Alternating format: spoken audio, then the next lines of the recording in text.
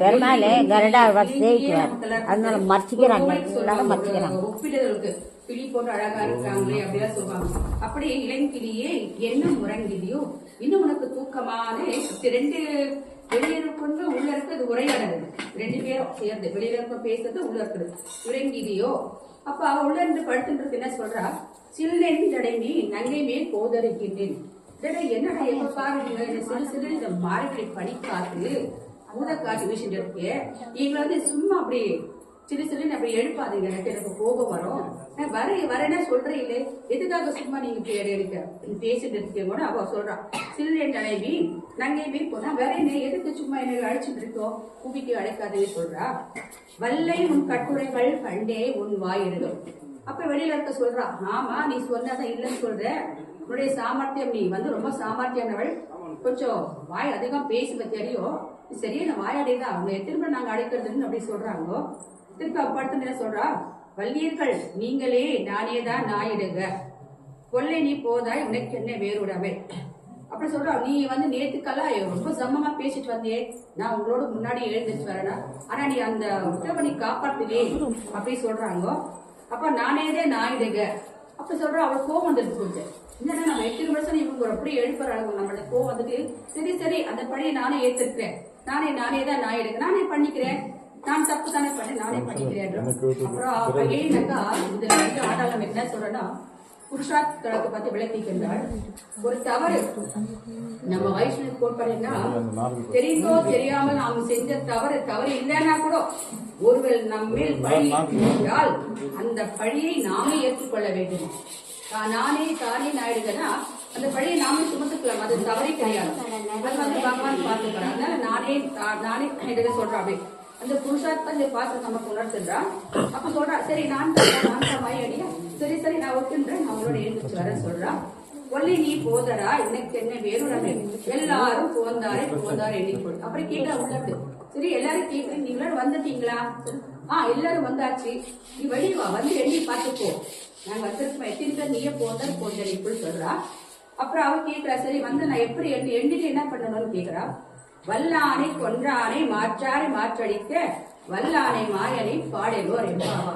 நீ வந்து என்ன பண்ணனா, இந்த மாமாயன் மாதவன் எதுக்குன்னு எல்லாம் சொல்லியிருக்கா, அதுக்குன்னு பேசுற சொல்லியிருக்காளா, அப்படிப்பட்ட மாயவனை, இந்த மாயவன் என்ன செய்யறானா, பகவானுக்கு ஒரு பேருக்கு ஒரு அர்த்தம் உண்டு. இந்த மாமாயன் என்னன்னா, கிருஷ்ண அவதாரத்திலே கம்சன் எத்தனையோ அழைக்கர்கள் இருக்குன்னு பார்த்து சொல்லியிருக்கேன். எத்தனையோ அழைப்பா, ஆனா அழிக்க முடியல, அவனால பகவானை அவர்கள் அழைச்சிடுறார். இந்த பாசுரத்திலே பகவான் 10 வயது வரைதான் இந்த ஆயர்படை வளர்ந்தான். அதுக்கப்புறம் மதுராக்கு போயிடுறான், ஏன்னா கம்சன் அழைக்கிறான் மதுரைக்கு, ஏன்னா இவனை அழிக்க முடியல, குழந்தைய பாலனா அழிக்க முடியல. சரி நம்ம மதுரை கூட்டிட்டு வந்து ஒரு இது பண்ணிட்டு பேர் வேணி மற்பசுமா அவங்களை கூட்டிட்டு வந்து அந்த மல்லர்கள் வச்சு ஏதோதான் பண்றான். அப்ப அந்த குவலையா பீடம் என்ற மத யானையை கொண்டு அவர்கள் வரும் பொழுது முன்னே விடுகின்றார். அந்த மத யானை அவர் அழித்து விடும் கிருஷ்ணனை. ஆனா பகவான் தெரியுமா, அவருக்கு அழிக்க முடியாதா, அந்த குவலையா பீடத்தை அந்தத்தை கொடுத்து அது அழித்து விடுகின்றார். அதனால மாமாயவன். அப்படிப்பட்ட அந்த மாயவனை சொல்றார். இந்த வல்லாரும் மாமாயும் பாடலும் ரெம்பவா எழுந்துச்சுவா, நம்ம எல்லாரும் வந்துட்டு இருக்கோம், நீ என்ன பாட்டுக்கோ, நம்ம யாரு பாட்டோம், அந்த மாமாயன் மாதவனை பாடணும். அப்படி அந்த மாமாயன் மாதவனை பாடினால் நமக்கு அனைத்தும் கிடைக்கும், நம்ம நோன்பு நோற்ற பயன் கிடைக்கும், நீ நோன்பதற்கு வா என்று இந்த பாடலை இப்படி அழைக்கின்றாள்.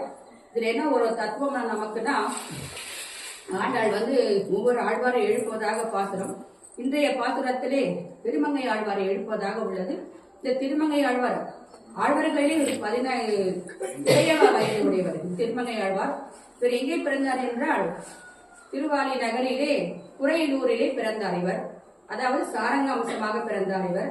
இவர் என்ன பண்ணார், வாழ்வில் எல்லாத்திலும் ஒரு வித்தையில ரொம்ப கற்றவர் இவர். அதனால என்ன பண்ண, சோழ மன்னன் இவருக்கு சேனாதிபதியாக பட்டம் கொடுத்தார். இவரு ஒரு பெரிய பராக்கிரமம், நல்லா ஆஜாகிருபாங்க சொல்றாங்களே, அப்படிப்பட்ட இவருக்கு ஆடல்மா குதிரை என்ற ஒரு குதிரை கொண்டு அந்த குதிரை ஏறி எல்லாத்தையும் நாட்டை இது பண்ணி எல்லாரும் பண்ணுவார். அப்படி ரொம்ப ஒரு மாதிரி எல்லாரையுமே அடக்கி ஆழ்வார். அந்த குணம் இவருக்கு, யாருக்கும் பயப்படவே மாட்டாரு. அந்த வாழ்விதை எல்லாம் இருக்கிறதுனால யாரும் தைரியம் பண்ணிட்டே இருப்பாங்க. அப்ப அந்த ஊழில் இவருக்கு குமுதவெளி நாச்சியார் என்ற அம்மையாரை இவர் இஷ்டப்படுறார். அவரை போய் திருமணம் செய்து கேட்கிறாங்க. அப்ப அந்த அம்மா ஒரு கண்டிஷன் சொல்றாங்க, நான் உன்னை திருமணம் செய்து கொள்ள வேண்டும் என்றால் 1008 அடியவர்களுக்கு பாகவதற்கு பாகவதற்படி ததியாரணை செய்ய வேண்டும், அவர்கள் யுத்தம் செய்ய வேண்டும், அப்படி செய்தால் நான் உங்களை நடந்து கொள்வேன் என்று சொல்றாரு. இப்ப இவர் என்ன பண்றாரு, அவரை கல்யாணம் பண்ண காசு வந்துருக்கு. சரி, இவர் நிச்சயம் கைகரை பண்றாரு. இருக்கிற கஜானா காசு எல்லாம் காலி ஆயிடுது, இவருக்கு எதுவுமே இல்லை. இவர்கிட்ட என்ன பண்றாரு, திருட்டு தொழிலை செய்யறாரு. அவரு கொள்ளையடிச்சு ததியார் நடத்தின அது விடக்கூடாது, அந்த ததியாரடை அப்படி செய்கின்ற. அதுவும் ஒரு நாள் அவருக்கு அதுக்கும் பணம் கிடைக்கல. இவனுக்கு சோரா வழக்கு என்ற நண்பனும் உண்டு. இவர் 2 பேரும் தான் மரத்தை ஏறி பார்ப்பாரு, யாராவது வராங்களா நல்ல பணம் காசு கொண்டு வர வழியிலட்டு. அப்ப அவங்கள கொள்ளையடிச்சு பிடிச்சி எடுத்து வந்து நடத்துறது இவரு. அப்படி செய்யும் போது ஒரு நாள் இவருக்கு எதுவுமே இல்லை, காசுக்கு பணம் இல்லை, ஏன்னா ததியாரத்துக்கு வரல. அப்போ மகாலட்சுமி சொல்றா, பகவான் திருமங்க மன்னன் இப்படி கஷ்டப்பட்டு இருக்காரு, பணம் இல்லையே, ஏன்னா அவர் தடுத்து நீங்க ஆட்கொள்ளணும் அவர் பகவானின். பகவான் சரி இவர்களே திருமண கோலத்திலே கல்யாண மாப்பிள்ளை பெண்ணுமாக நகையெல்லாம் அணிந்து கொண்டு அந்த காட்டு வழியே வருகின்றார். அவர் நண்பன் சொல்றார், இது பாரு கல்யாண மாப்பிள்ளை வராங்க, ரொம்ப நீ வந்து முதல்ல அவங்களுக்கு அட்டாக் பண்ணின்றாரு. சரி இவங்க வராங்க, வந்த பிறகு நெருங்கிறாரு சொல்லிட்டு நகையெல்லாம் கட்டு கேட்கிறாரு. சரி எல்லாம் கட்டி ஒரு மூட்டை கட்டிடுறாங்க. சரி அதை தூக்க முடியல அந்த மூட்டையை. அப்ப கேட்கிறாரு திருமங்க மன்னன், என்னடா போட்ட நீ அதுல ஏன் மாய மந்திரம் பண்ணிட்டியா, அதை தூக்கவே முடியல என்னால, ஏதோ பண்ணிக்கிற அந்த மந்திரம் சொல்லுன்றாரு. அப்புறமா காலில் எல்லா நகையும் கட்டிடுறாங்க. அந்த காலில் வெட்டிட்டு கட்ட முடியல, பெருமாள் கால போட்டு இருப்பாங்க. அந்த காலத்துல ஆண்களுக்கெல்லாம் மிஞ்சி போற வழக்கம் உண்டு. அந்த காலையை கழட்டியே முடியல அவருக்கு. அப்ப நீயே கட்ட, நீ எடுத்துக்கணும். அவர் அந்த வாயில வச்சு அப்படி எடுக்கிறார், அதுல எடுக்க முடியாது. அப்ப அந்த பல் அவருடைய வாய் பிரசன் பட்டவுடனே அவருக்கு அந்த ஞானம் உதயம் ஆகிவிட்டது. அவருக்கு அந்த இதெல்லாம் போயிட்டு அந்த ஞானம் வந்து பகவானே காட்சி கொடுக்கின்றார். அப்பதான் கேட்கிறாரு, சரி உனக்கு அந்த எந்த மந்திரம் காட்டு சொல்றாவா, காதுல ஓம் நமோ நாராயணா 8 மந்திரம் சொல்றாரு. அவர் ஃபுல்லா அந்த அவருடைய பழக்க வழக்கங்களை விட்டு பகவானுக்கு அடிமை என்று அந்த பாடலை இவர் 6 பிரபந்தங்கள் திருவாய்மொழியிலிருந்து 6 பிரபந்தங்கள் சேவிக்கின்றார். 6 பிரபந்தம் சேவிக்கின்றார். அந்த பிரபந்தத்திலே முக்கியமாக பெருமாளை மிகவும் அனுபவித்து அவர் 98 தேசங்களுக்கு திவ்ய தேசங்கள் அவரே அந்த ஆடல் மாபுரே சென்று ஒவ்வொரு பெருமாளுக்கும் மங்களாசனம் செய்தார். மற்ற ஆழ்வார்கள்லாம் 10, 15 அப்படிதான் போயிருக்காங்க. ஆனா அந்த திருமங்கை ஆழ்வார் மட்டும் 98 திவ்ய தேசங்களுக்கு சென்று பெருமாளை பாடி அவரையே நினைத்து பாடுகின்றார். அப்படிப்பட்ட உயர்ந்த இந்த திருமங்கை ஆழ்வாரை இந்த இளைய ஆழ்வார் எல்லே இளைஞி என்று இந்த தாயார் குறிப்பிடுகின்றார். இப்படிப்பட்ட அரிய கருத்துக்கள் நமக்கு இந்த பாடலிலே, அதாவது நானே தான் நாயருக்கு அந்த புருஷார்த்தம், நாம் ஒருவர் செஞ்ச பழியை நமக்கு சொன்னா நம்ம அது நம்மளே எடுத்துக்கணும். ஏன்னா மற்ற திரும்பி பிரச்சனை வரக்கூடாது, அதுக்கு பழியை நாம எடுத்துக்கணும். நமக்கு தாயார் தான் நமக்கு சொல்கின்றார்.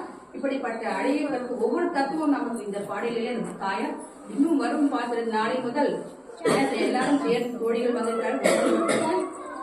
நாளையில என்ன பண்ணுவாங்க, வாயில் காப்பானை கேட்பாங்க. அதுக்கப்புறம் முறை எழுப்பி கடைசியில் அவர் பகவானை சென்று அடைந்தவருக்கு பறை கேட்டு அவர் அனுப்புவார். இப்படிப்பட்ட அரிய கருத்துக்கள் நீங்களெல்லாம் அனைவரும் கேட்டு உங்களுக்கு பகவான் நோயற்ற வாழும் குறையற்ற செல்லும் வாழ எல்லாம் வல்ல ஸ்ரீ நம்பெருமாளை பிரார்த்திக்கின்றேன். ஸ்ரீ ஆண்டாள் திருவடிகளே.